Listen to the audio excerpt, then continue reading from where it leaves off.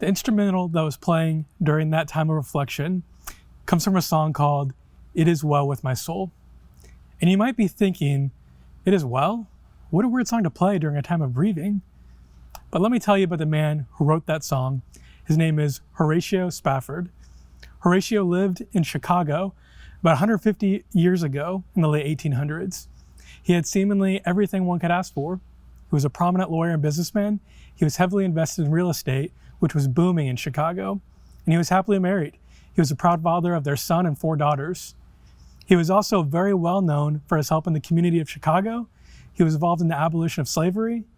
And he was a big supporter and advocate of Christian pastors and evangelists. To say the least, life was really good for Horatio and his family. But then tragedy struck. His 4-year-old son died of scarlet fever in 1870. A few months after that, the Great Chicago Fire hit, and a lot of his investments were destroyed. A couple years after that, his family was going to Europe for vacation, and right before the trip, Horatio had some urgent business to take care of, so he stayed behind. He sent his wife and 4 daughters ahead on the ship, and he would come later.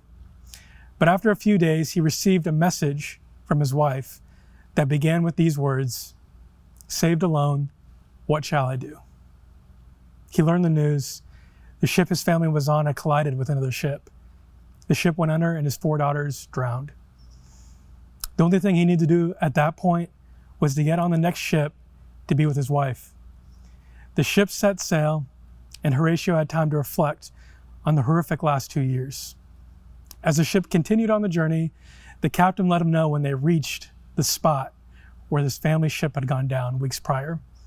He was floating over the watery grave of his daughters when Horatio began to write. He penned words to describe where he was emotionally and spiritually.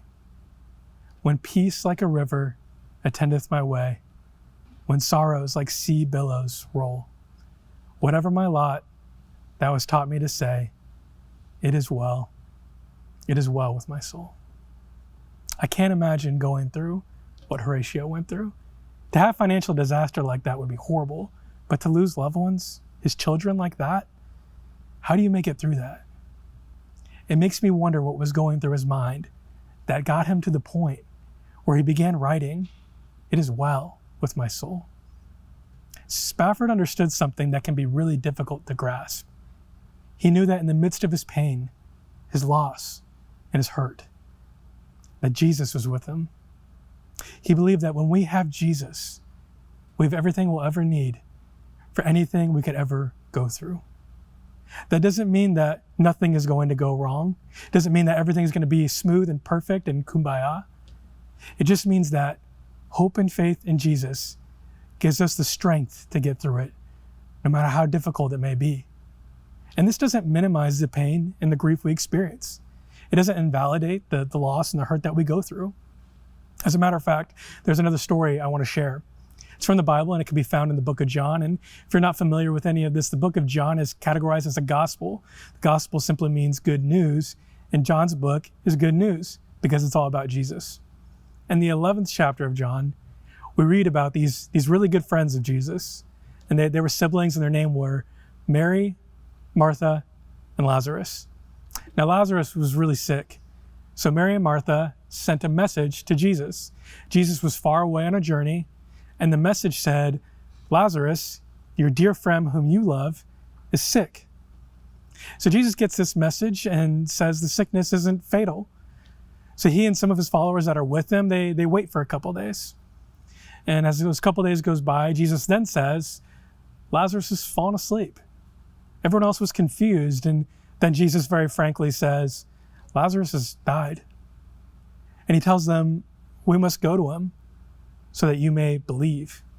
So they go, and by the time they get there, Lazarus had been dead for 4 days. This is where we see one of Jesus's most human moments. When he consoles Mary and Martha, it tells us that Jesus wept. He wept. Jesus told them that he was going to raise Lazarus back to life, but still seeing Mary and Martha mourning caused Jesus to weep with them. He didn't scorn or shame them. He didn't rebuke them for being sad or not having enough faith. He wept because their grief moved him. their sorrow and pain aroused his compassion. And after Jesus wept with them, you know what he did? He raised Lazarus back to life. In that same chapter, this story is in, Jesus says, I am the resurrection and the life. Anyone who believes in me will live, even after dying. Everyone who lives in me and believes in me will never die. I love what this one pastor says about this story and Jesus' words there. He says, the fact that Jesus is here not only brings comfort in hard times, it gives us courage that our circumstance can change. Jesus brings life out of death. He brings hope out of sorrow. He turns our mourning into joy. Jesus is there for us when we need him most. Whether we know it or not, and whether we appreciate it or not, Jesus will never leave us. He will never abandon us. He will never give up on us. Jesus is always here. I want to share one more verse with you. It's in Romans chapter 10, verse 13. And it says, everyone who calls on the name of the Lord will be saved. There's no better place to put your hope in than Jesus, who not only mourns with us and walks with us, but grieves us, gives us the strength and faith to endure and overcome. Hope is the confident expectation of things to come, and faith gives us the strength to keep going. One way to put it is that faith is the builder and hope is the architect. Faith builds the house and the architect dreams the house. Faith is the strength to take one board and one nail at a time, and hope is the one that drew up the plans. It's the reason you keep going. And all we need to do is call out to him. If you're hearing this right now and you're saying, I don't know if I believe any of this, but I want someone to talk to about it. Or you might be saying, I believe this, but I just don't know how I can keep going. I want you to know that you don't need to do it alone.